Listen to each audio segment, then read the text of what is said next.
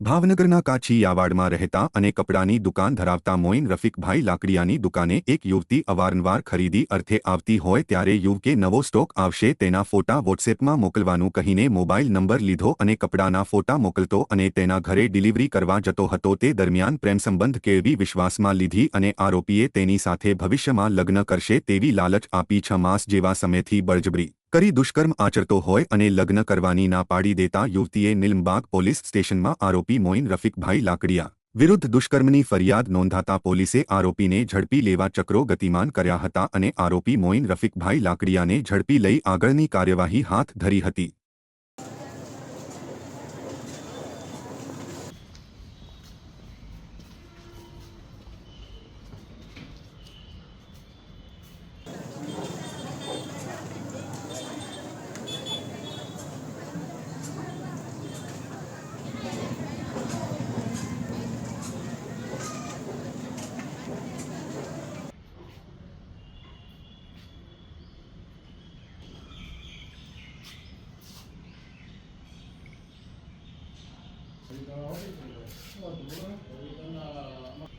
Spaano, sì, era stato